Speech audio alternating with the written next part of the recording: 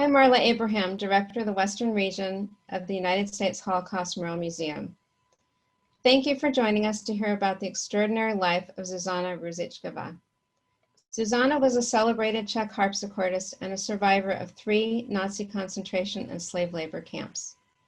She recorded over 100 albums, performed across the world to great acclaim, and became an influential teacher at the Prague Academy. We are in store for a fascinating interview by Deborah Oppenheimer of Wendy Holden, author of 100 Miracles, a memoir of music and survival. Deborah Oppenheimer is the daughter of Holocaust survivors and served as a National Council member of the U.S. Holocaust Memorial Museum Council. In 2001, she won the Academy Award for her documentary film, Into the Arms of Strangers, Stories of the Kindertransport. Wendy Holden is the award-winning author of more than 30 published titles, many of them about the lives of remarkable women. A journalist and former war correspondent, she wrote Born Survivors, about 3 mothers and their babies who survived the Holocaust. She is coming to us from her home in Suffolk, England. Before we begin, special thanks to filmmakers Harriet and Peter Getzels, who provided insight and are graciously sharing their wonderful film with us, Zuzana, Music is Life. It will be available for your viewing at your leisure through January 20th. Details for complimentary access will follow the program. Let's now enjoy a preview of that documentary. If you have a nice childhood, nothing really can spoil a life. I was so wrapped up in my music that I really didn't care what happened in politics, which was a great mistake, of course. When you were 14, you had no idea what life was like.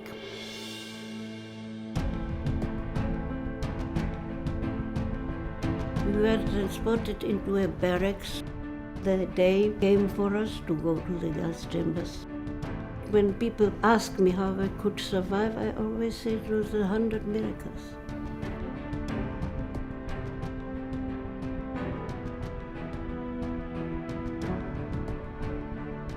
We are again into dictatorship, and I thought this must be a joke. It was oppressive.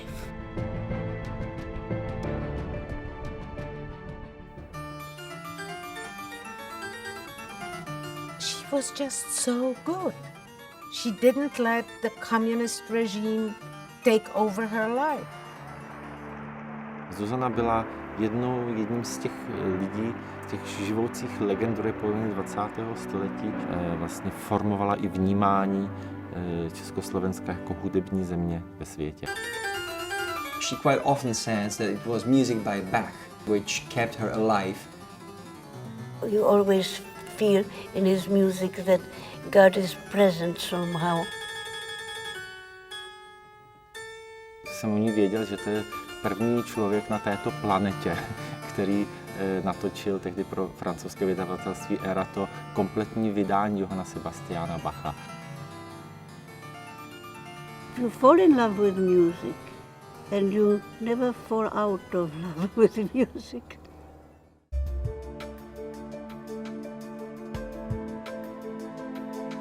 Celý život sama byla na té cestě. A to je také, myslím, pro všechny inspirující. There's a ferocity of personality. She communicated to me that I have to ask myself a very uncomfortable question, which is, are you really made for this? It's not enough to be gifted, to be a dirigent. You have to be a little bit crazy. My father, when he was dying, said, don't hate. Hate is something that poisons your soul. Leave the revenge to God.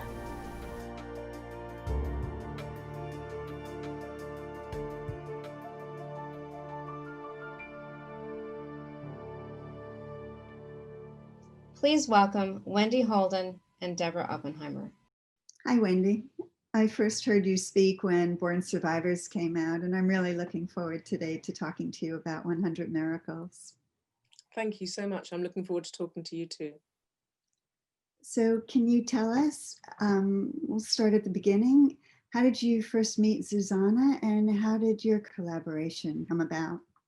Well, actually, it was about born survivors, really, because I'd written that book and became an author known for writing about the Holocaust. A British literary agent had heard about a new documentary made about Susanna's life called Susanna, Music is Life. It's called Music is Life. And she contacted me and asked me if I would like to work with Susanna and collaborate with the documentarians to see if we could complete her memoir between us. And so I flew to Prague and met Susanna, and that's how it started. And of course, throughout my research, I was helped enormously by the United States Holocaust Memorial Museum, with whom I've collaborated very closely before, because they were able to give me all sorts of fascinating and wonderful collaborative endorsements and archives that were able to back up Susanna's story. I have great admiration for your dedication to extensive research. The timeline, the structure of this book is very interesting. Can you tell us how you decided upon that? Yes, I decided not to do a straight chronology as one might normally do. And the reason I decided that, actually not initially, it's something that came to me later on, as I was in the writing process, because I realized the book would be rather bottom heavy. The first few chapters, or the first half of the book actually, would be about her childhood and the war and the horrors of the Holocaust. And then it would be almost be as if you went to a completely different book for her life under communism in Czechoslovakia and her musical career. So I decided to stagger the timelines and start with a story that showed that she had survived Auschwitz. She had the tattoo on her arm. It was 1960, 15 years after the war. And she was already having difficulties, still having difficulties, facing anti-Semitism and working under communism, where she was in many ways still enslaved. Can you tell us a bit more about Susanna? Yes, she was an amazing woman. When I went to meet her in Prague, I was just taken aback immediately, because she is tiny, tiny, like a little grey bird with sparkly grey eyes, and twinkly and smiley and quite cheeky, actually. She had a real sort of way about her. Really small little woman who every time we went for lunch downstairs at the restaurant that was beneath her apartment, every day we had lunch there, I was staggered by how much this lady ate, because she just ate industrial quantities of food, and whatever she couldn't finish, she would take back with her to her apartment to have that night for her supper. And she smoked very heavily. She smoked one cigarette from the other, but that was just something she had always done. And I think she thought that after she'd survived everything that she'd survived, it didn't matter that she smoked cigarettes at 90. And she also enjoyed a drink. I took her a bottle of English sherry, which she'd never had before. And in the course of the couple of weeks that I was working with her, she polished that off. She thoroughly enjoyed it. She was a delight, and I was enormously, enormously fond of her. How much time did you get to spend with Susanna? Only 2 weeks, a very precious, very intense 2 weeks in her top floor apartment in Prague, the one she'd lived in for more than 30 years with Victor, and it was an extraordinary experience. I thought she was 90, she hadn't been well, she had cancer. I just assumed I would have maybe 2 or 3 hours with her in the morning and maybe 1 hour later in the afternoon if I was lucky. Forget it. 10 in the morning I arrived. We had one strict hour for lunch when we went to the restaurant downstairs, and she ate a huge amount of food and had a drink. And then we would come back up, and at 10 o'clock at night, I had to stop because my hands were cramping. I just simply couldn't take it anymore. I take shorthand, but I also have it recorded. And I was just exhausted. I had to stop. And so I would say I would see her in the morning. And then I had really got everything down. It poured out of her, all this information. But I obviously wanted to write something, go away, bring it back to her, read it to her, and corroborate various things, because sometimes when you're writing, that's when you realize where the gaps are and you need to corroborate answers. So she, as I was leaving, and she was tiny, she put her hands on my arms and she looked up at me. She said, "Wendy, do you have everything you need?" And I said, "Yes, Susanna, I have everything I need. Almost, I think so, almost. But I'm going to write something, and I'll come back in February, and I'll see you." And she gripped my arms and says, "Wendy, do you have everything you need?" And I looked down at her, and my heart just melted, because I thought, oh, goodness me, please, I don't want to lose you now. I've only just fallen in love with you. And I left her on the Thursday, and she died on the Tuesday. It's very powerful, very moving. I love the people that I work with. I choose only to write inspirational books now, and I choose only to write books that inspire me and hopefully inspire others. And she is probably one of the most inspirational people I ever work with. That must have been a tremendous loss to you. It was, but it was also an enormous privilege, and to be able to do that for her in the final days of her life, and now to have her book out there, and it'll be there for all time to record her story, which is what she wanted. She wanted to bear witness. She had a number of very influential people who impacted her life. Do you want to start with her parents? Absolutely. Well, her parents really were the most powerful influence in her life, particularly her father. Like all young ladies, young girls, they're devoted to their fathers. And Yaroslav Ružicková was extremely loving and a caring, dear, sweet man, as far as I can gather. He had, his family business was in retail. They had a toy shop in Pilsen in Czechoslovakia. And he had been sent to Chicago actually for 4 years to train in retail, and had come back with the experience that he'd gained. Of course, this decision to come back to what was going to be troubled Europe at that point cost him his life ultimately. But when he came back, they got in touch, the family got in touch with a traditional matchmaker, and he was matched to Leopoldina, and very often those matches weren't happy, but very fortunately for them, they're extremely happy, and they were very, very much in love. And they had their only child, Susanna, and doted on her. She'd be the first to admit that her childhood was spoiled, really a gilded childhood, lots of love and lots of treats. But the downside of that was that she had health issues. She always had a weak chest, and so she spent a lot of her childhood in bed reading. What was the level of religious observance? It was an interesting mix, actually, because Jaroslav was, he felt more Czech than Jewish. He was Czech first and Jewish second. And he didn't keep any particular observances. He didn't go to temple, he didn't go to the synagogue. He didn't take part in anything at all. Leopoldina, who he affectionately called Poldy, did used to go every now and again and take Susanna, and they did send Susanna for some religious training and a little Hebrew, but also, like her father, she didn't feel particularly Jewish. She felt Czech first. She happened to be Jewish, and it was part of her upbringing. But the family, like so many Jewish Czechs at that time, and in fact many Jews across Europe, felt completely assimilated. They felt that they were really, that their country was the first and foremost thing, and their race and their religion was something completely separate. Music was on Susanna's parents' mind and came to her very early in life. Can you tell us about her musical training? Well, she seemed to have a really early attunement to music. She absolutely loved listening to music, even as a baby, to the point that where her mother actually would only hire her a nursemaid who would sing. And she would even have Susanna sitting on her lap while she auditioned the nursemaids and made them sing. And if Susanna started crying, then the nursemaid was dismissed, which I think is hilarious. On the occasions when she was well, her grandmother used to take her out and show her operettas and so on. And apparently she used to sit in the box at the local theatre, so excited, she'd almost make herself ill with excitement because she'd forget to breathe. During this time, there was somebody who had great influence on her, a woman she called Madame. Who was Madame? Madame was this local lady who was a middle-aged spinster who had been at the Pilsen Conservatory, and she was in a chamber trio. She was the person to go to for music tuition. And when Susanna was 9 years old and she was really poorly, and her mother stood at the end of the bed wringing her hands and said, "Susie, whatever happens, you can have, if you can just recover, you can have anything you want."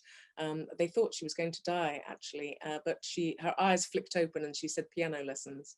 And so as a promise to her, they hired Madame to come and see her. And Madame was rather dismissive to begin with and said, "I just need to hear her sing to discover if she has any musical ability." And Susanna sang her a song, and she immediately knew that she had talent and agreed to take her on. And it was Madame who really really formed her in terms of her musical tastes, her musical ability, who trained her, who loved her, who looked after her, and of course the first person to introduce her to the music of Johann Sebastian Bach. And who she fell in love with, and why Bach? She just said that it was love at first playing, which I thought was a wonderful expression. She said that when she first ever played his music, she felt like she didn't need the score. She could just play the music herself without it. And there were times actually when she was given his music and she knew how they went. It was an extraordinary thing, a phenomenon. She felt as if almost he was challenging her. She felt almost as if he was channeling through her in some ways. His music was channeling through her. And she really just felt that he was beauty in the world. And also, although she wasn't particularly religiously observant, later in life and throughout her life, he became her sort of mentor, her inner mentor. She used to think, what would Bach do? She read a lot about his life. And she felt that the more you listen to Bach, the closer you got to God.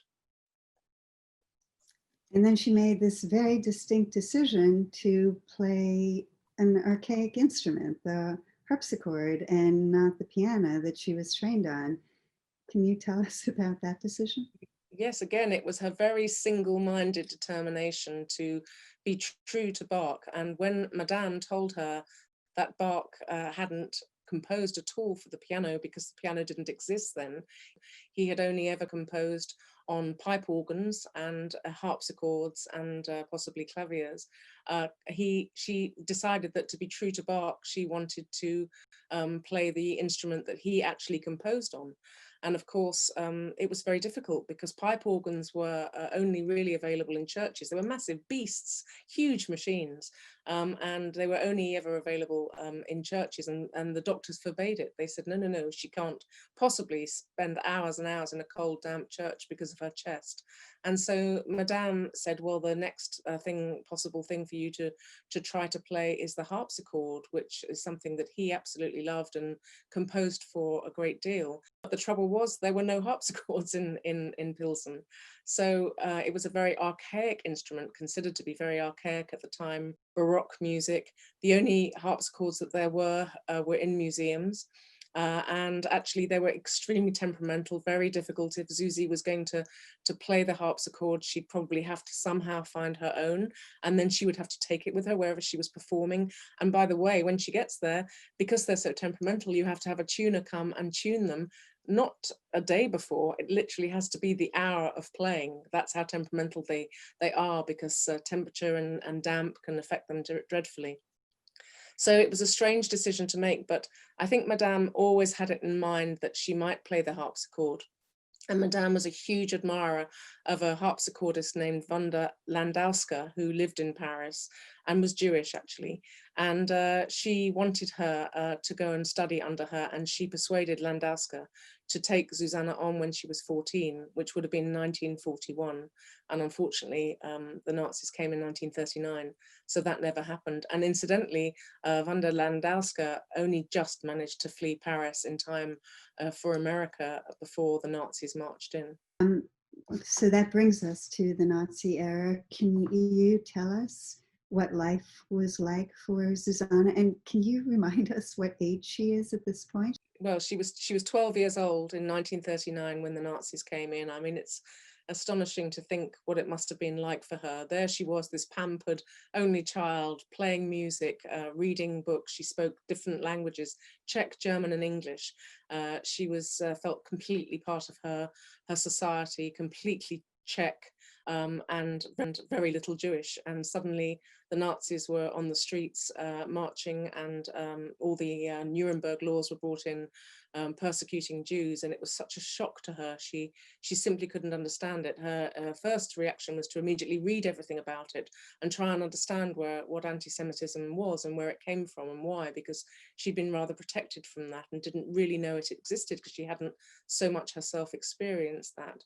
And of course, things got more and more difficult. And Poldy, her mother, desperately wanted them to flee. They had money and they could have fled. And they actually, at one point, even had the fake documents and the papers to have fled the country. But because her father, Yaroslav, was such a deep patriot, and he so believed in this new democracy that he had been part of, he'd fought in the First World War for the Czech army. So he felt very strongly about it and wanted to stay. But when he realized, when it was too late to escape, that what was really going to happen and how bad things were going to get for Jews, he tried to get Susanna to agree to go on one of the kinder transports organized to get young Jewish children out of Europe and to Britain. And he actually did arrange it for her, but she refused to leave her parents, which was really poignant because, of course, that ended up with her having a terrible time during the Holocaust. In Susanna and her family's case, they got the notice that they were going to go, and you have to prepare. How do you prepare? Can you tell us about their deportation to Terezin?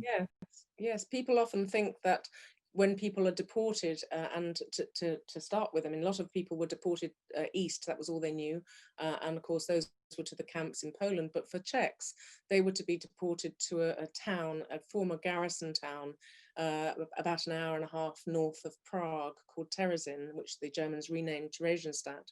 And this was the Germans were going to create this Jewish ghetto there, and so all the Jews from Czechoslovakia were to be sent there. So instead of, as we might imagine, the Nazis coming in, breaking down the door and dragging people away, they were actually sent notifications, invitations, they were called, invitation cards. And so the Nazis decided to, instead of actually walk these invitations to people's doors themselves, which probably would have caused a mass panic with soldiers in the streets, they decided to enlist teenage children to deliver these invitation cards, which was one of the cruelest things. Susanna said that her childhood ended there because she and her cousin Dagmar, to whom she was extraordinarily close, they were the same age, and they lived in the same apartment block and really grew up together as sisters. They were enlisted aged 14 to take these invitation cards to people's homes and deliver them, which basically told them they had 1 or 2 days usually to pack up a few belongings. There was a weight limit of what they could take. They were told to take pots and pans for cooking, which was a good thing, they thought, because at least they'd be able to cook for themselves, and warm clothing, so they knew that they'd be there over winter, and a few other personal precious things, but they had to be all in this weight limit with small suitcases. And she would go, and of course, the minute she and Dagmar knocked on the door with the cards in their hands, the people would go completely crazy and beg them not to actually deliver, to say they weren't there. And sometimes, in fact, on 2 occasions, they got to the apartment, and when they got there, they found that the family had committed mass suicide rather than face deportation. At 14 years old, you can't imagine what it must have been like to see that. And yet they had to do it. They had very strict instructions for the Nazis. They had their list of cards, and they had to come back to the Nazis' office and the police office that night, having got them all delivered. Otherwise, there would be penalties for them. And of course, in early 1942, somebody knocked on their door and delivered their card. I should mention that had she been rescued and sent on the Kindertransport, it's very likely that Nicholas Winton, who saved hundreds of Czech children, would have been the one to save her. But Yes. that didn't happen, and she wound up in Terezin. Can you tell us about life in Terezin? Well, it was extremely hard and a terrible shock to have gone from their beautiful apartment to these cramped, cold, damp rooms with bunk beds crammed in together. You can imagine all the mothers and all the young children were put into these barracks, what were former barracks, with very, very limited space to hang their bits and pieces and have their pots and pans. So, and the women were frightened, and the children were frightened and crying and screaming and hungry. So it was a horrible situation for these women, and the men were put in a separate barrack, not knowing what was happening to their women or their children, and the old people were put in a separate block as well. So everybody was separated. Men and women weren't allowed to mix, and they were all frightened, and it was a horrible experience. Susanna was very worried about her mother, who was struggling to deal with this change of circumstances, as was she. But she was occasionally allowed to see her grandparents, who she adored, who were in the old people's block. But very sadly, one by one, they lost the will to live, really, and they died of malnutrition and disease. And then the worst of all things happened, which was that her beloved father, Yaroslav, died. He had a bowel obstruction, which, had he been in Pilsen and been taken to a hospital or seen by a doctor immediately, it would have been fixed. He would have been fine. But unfortunately, the Nazis didn't allow that in Terezin, and so he died in agony. And it was the most terrible thing for her and her mother. Her mother at that point contemplated suicide and had to be persuaded out of it, which again was a terrible thing for this 14, 15-year-old girl to realize that she'd lost her grandparents, she'd lost her father, and her mother was prepared to abandon her, is how she saw it. She was very, very hurt by that. But then, of course, because they didn't have a man in the group, the rules were that they then had to be transported east, and they were put together on a train and sent to Auschwitz to Birkenau. In Terezin, she met Freddie Hirsch, who came to play an important role in her life. Who was he? Freddie Hirsch was an extraordinary character, and one about whom I'd like to write a book one day, because I think he was an amazing man. He was young, German Jewish athlete who had actually been an Olympian, incredibly fit, incredibly well-spoken, very eloquent, high German. And he had been revered actually by the Germans before the Nazis came along and made him a pariah simply by virtue of the fact that he was Jewish. And when he got to Terezin, he immediately saw this terrible situation for mothers with small children. And he realized that the best thing he could possibly do, if it was allowed, would be to take all the small children away and put them in a purpose-built or purpose-designed, altered children's block where they could play, they could be out from under their mother's feet because their mothers were trying to get food and they had to do work and so on. And he was very persuasive, very handsome, very charming. And he was able to persuade the Germans in charge of the camp that a children's block should be allowed. And Susanna was one of those children. Although she was strictly speaking too old to be part of that block, she was enlisted by Freddie along with lots of young teenagers to help with the children. So basically, to be a play school teacher. And he also allowed the children to go out every Sunday and get some exercise, because all week long, no matter what the weather, they were cramped and inside and couldn't get any fresh air. And because he was an athlete, he knew the value of fresh air and exercise. So he managed to get the children out and onto the ramparts. They were grassy ramparts of this old garrison town. And the children used to do exercises and get some fresh air. And it was such an emotional boost for him. He then was sent to Auschwitz. She didn't know where he'd gone, but when she arrived in Auschwitz, one of the first people she met there was Freddie's. By absolute chance, he happened to be marching past her in a line as she and her mother were being marched somewhere else. And he was able to tell her to say that she was a year older than she was, because he already knew that the difference would mean that she wouldn't go to the gas chambers. She would be considered old enough for work. I do hope you'll get to write that book about him. There's not enough time to discuss him in depth, but he's really a compelling character, and there's so much more that you put in the book about him that's just fascinating. Yes. So now she goes on to meet Victor Calabas, who became her husband. He was a composer, and he encouraged her and understood her passion for music. Can you tell us about Victor? Well, she had survived Auschwitz. She went on to survive slave labor in the Hamburg dockyards, and ultimately she went on to survive Bergen-Belsen, which was terrible. And the amazing thing was that her mother was able to survive with her. By the end of it, she weighed 55 pounds and had typhus and was very, very poorly. Her mother, she thought, had died. Her mother very nearly died. But they both survived incredibly, and they went back to Pilsen, where they discovered that their apartment had been taken, all their clothes and belongings had gone. And the first person she rushed to see was Madame, and to tell her that she was back. And the Madame welcomed her, burst into tears, and just took one look at her hands, which had been employed in terrible, horrible slave labor, hand picking burning rubble and dealing with oil pipes, hot oil and so on. And Madame burst into tears and told her she would never play again. And this was a terrible blow for Susanna to the point that she actually tried to kill herself. And at this point, she was 19 years old. But she was found, she was saved, and her mother and Victor, who she met at the Academy of Performing Arts in Prague, where she had resumed her studies or tried to resume her studies, they both persuaded her that music would be her salvation. And Victor, who was a Gentile and risked a great deal associating with a Jew at that point, he absolutely fell in love with her, and he told her he was going to marry her, and she said, "You can't, it'll be, the consequences will be terrible for you." And his reply was, "Never mind, I love you." There were many pieces of music other than Bach that moved Susanna, including her husband's first piano concerto number 1, opus number 12, that he wrote as a wedding gift to her. There are 2 pieces in particular that had very important associations for Susanna with the Holocaust: Julius Pusik's Marinella and Bach's English Suite number 5 in E minor. Yes, the Marinella was a piece of music that would reduce any survivors from Auschwitz to gibbering wrecks after the war.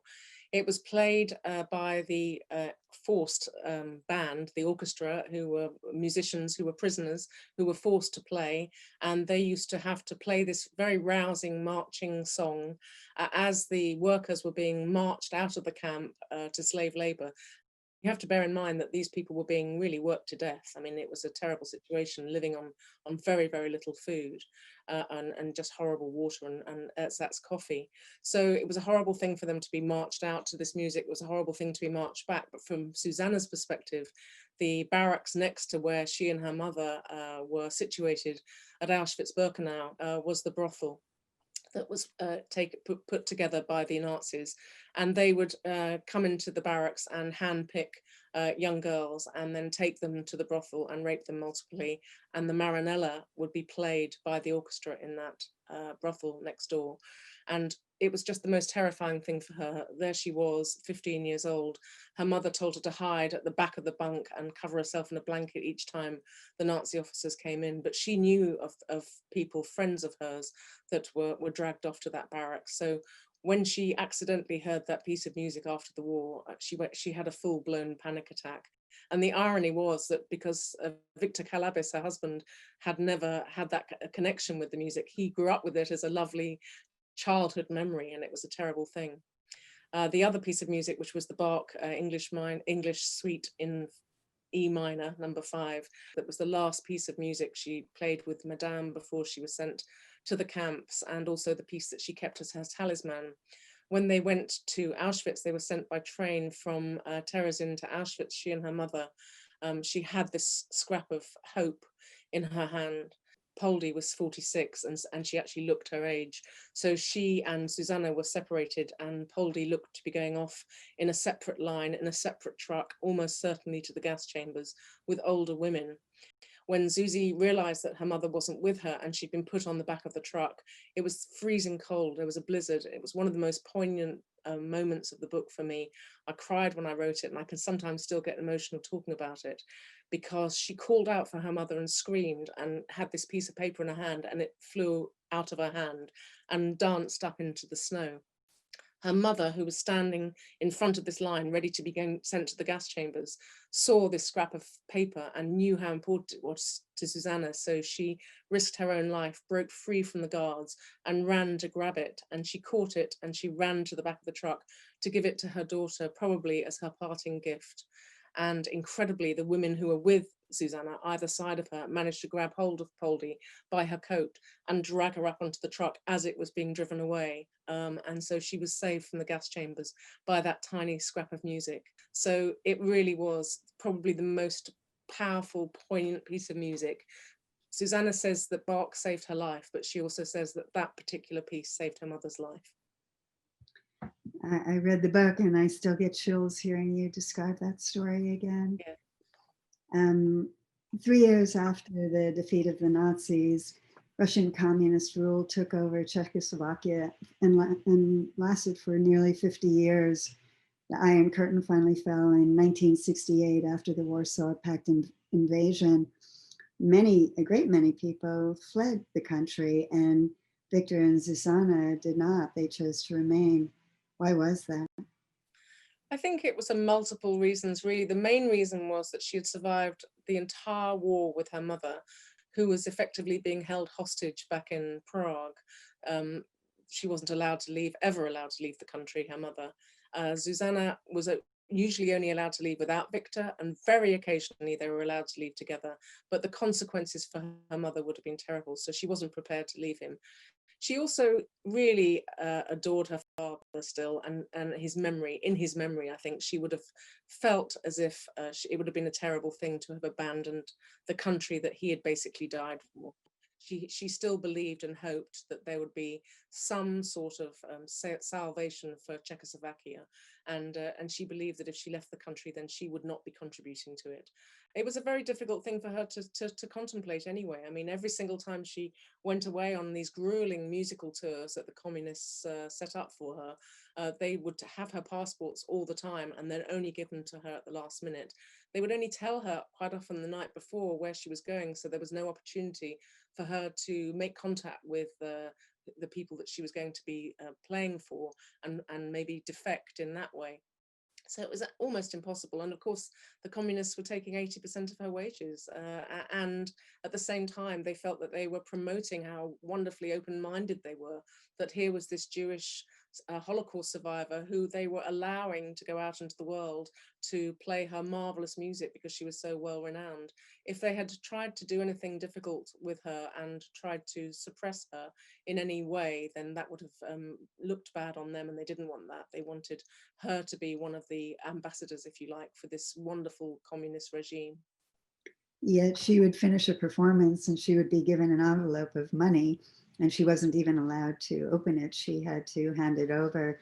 And I think there was one occasion where she was abroad having an opportunity, and then Victor had an opportunity, and they had to swap places. The two of them could not be gone. Yeah. She Yeah. said, "I was too busy for communism." That's a pretty risky position to take under that regime. Can you talk about her dedication or lack of to the party? Yes, well, after the war and after her experiences, she believed it was extremely dangerous to be married to one ideology or principle. And so she didn't ever follow any particular political party or even a religion. It was an extremely dangerous thing for her to have done. And of course, if she hadn't been a world famous musician, there would have been terrible consequences. They did try to indoctrinate her a couple of times. They sent her off on courses and things, but she always told them she was far too busy practicing and rehearsing. And she knew that she had them over a barrel slightly because of the finances. Did Susanna experience anti-Semitism? After she had been liberated from Bergen-Belsen, she worked as an interpreter for the Americans, and during that time they held a dance. The Americans were wont to do that and have some lovely dances, and they invited her. And to begin with, she said no, she couldn't possibly go. She was terribly thin. She felt unwell, she was tired, and she said no, and she didn't have anything to wear was the main thing. And a young girl, bearing in mind how young she was, in her teens still, didn't want to go to see these handsome American soldiers without anything proper to wear. But her mother, ever resourceful, even though she herself was extremely poorly, found some blackout curtain material and made her a dress, and even found her a string of pearls. I have no idea where she found the string of pearls. And she said she felt like a princess, which was a wonderful thing. But during the course of one dance with one officer she'd never met before, he spotted her tattoo from Auschwitz on her arm. And he asked her about it and what it meant. And she said, "It means I was in Auschwitz." And he stopped dancing and laughed in her face and said, "You think I'm going to believe that fairy tale?" And she slapped him as hard as she could across the face and ran from the room. She was absolutely devastated. And it was her first experience of what has become known as the Auschwitz lie, that people believe it's fake news and didn't exist. And it was something that she was determined to bear witness to and to say, this did exist, I was there, I've got the number on my arm, and this is what happened. And even after she and Victor achieved world-class musician status and accomplishment, did it continue? Yes, when she was a teacher at the academy, she did certainly experience it. She wasn't allowed to perform certain pieces, and she certainly wasn't allowed to perform with Karol Ansel, who was a fellow Holocaust survivor, marvelous conductor. She always wanted to work with him. She knew him in Terezin, and she would have been delighted to have worked with him. It was a great regret that she couldn't, but the authorities announced that one Jew was enough, and they therefore wouldn't allow her to perform with him, even though it was actually arranged and she was only told at the last moment. She was also told something similar in Bulgaria by somebody who refused to work with her, and she experienced it in other ways. For example, she became a professor, but they wouldn't allow her to use the title, and they didn't allow her to have her certificates and so on. And funny enough, one of the first things they did together after the Velvet Revolution was to be awarded their proper academic certificates and academic titles, it felt huge to them because they'd been denied them for so long. So it was difficult, and her colleagues and her peers, no, not so much, but the authorities definitely, and repeatedly. The Velvet Revolution in 1989 finally ended their enslavement, and there was one piece of music that came to represent that for them. Will you tell us about that piece? Yes, I mean, they had inklings of what was happening and what was going on, and students had been doing some organizing various demonstrations, and I think they took over the famous cafe, Slava Cafe in Prague, which Zuzanna actually ended up helping out with, supervising these students. But on the day that everything really came to a head, she was in the radio station where they had the studio, and she was recording the Brandenburg Concerto. The Brandenburg Concerto was something that she had played very early on in her time with Madame. It was one of Madame's favorite pieces of music, and she always said that one day she would like to record it. And here she was finally able to do so. But Victor suddenly appeared at the door, ashen of face, and said, "We have to go, you have to stop, because the militia are on the street with guns." There were so many people on the streets. The students had rioted, and various other people were running around, and the militia had been brought in to quell it, and he feared the worst. And Zuzanna, ever the professional, she couldn't possibly stop the music. She still had the cadenza to play. So it's still, you can hear it on the recording. She said it was the fastest Bach Brandenburg Concerto cadenza you'll ever hear, as she hurried through it to try and get out. And eventually she finished, and she and Victor went down and out onto the street, and were immediately swept along with the sea of human descent that was then sweeping to Wenceslas Square, where they saw Václav Havel on the balcony, and they realized that things were really changing. And for Zuzanna, this was one of the few moments in my time with her where she wept, because she spoke about standing in that singing, cheering, happy crowd, realizing that her enslavement, which had actually really started in 1939 and never really, she'd never been free since 1939. And here we were 50 years later, and she stood there and she looked up at the heavens and said to her father, "You didn't die for nothing, that your country is free." And it was an incredibly poignant moving moment for her. What would you say is her musical legacy? She definitely brought about a resurgence in the interest in Baroque music. I mean, up until that point, the harpsichord was really only ever played as part of an orchestral ensemble, and not very often as a solo instrument or as a solitary part of an ensemble. And so she was able to bring about all sorts of things. She taught all sorts of incredible people who are very well known now, who came to her, sought her out in Prague and in Switzerland, where she was allowed to teach foreign students. Mostly she wasn't allowed to teach foreign students, but she was allowed occasionally to do so. And she was able to infuse them with this extraordinary passion that she had for the music of Bach, and for this extraordinary resurgence in Baroque music. And actually, it's quite interesting, if you look at some of the music that came out in the 70s and 80s, even pop music, the harpsichord started to come into things. It was an extraordinary thing. It became much more acceptable as a sound in the background to music. And I honestly feel that Zuzanna is really majorly responsible for that. I mean, her entire keyboard works of Bach that she recorded, one of over 100 albums, one set of over 100 albums she recorded in her lifetime, is still considered to be the definitive recording of Bach's music, and she was determined to keep his music alive. She had such a hard life at such an early age, and she never got to have a childhood. How did she survive all that she survived? Like so many of the Holocaust survivors that I've interviewed, she would say it was down to luck. Undoubtedly, her mother being with her helped her enormously, because there were times, many times, when I think she probably would have just given up, particularly in Bergen-Belsen. She called Auschwitz hell on earth, but she called Bergen-Belsen the lower part of hell. It was something so appalling and so dreadful to her, and to just earn a tiny piece of bread to eat for her and her mother to share, she had to drag bodies to the funeral pyres, and these were the bodies of people that she'd been through the whole war with. I mean, terrible scenes, and awful disease, and people dying all around her.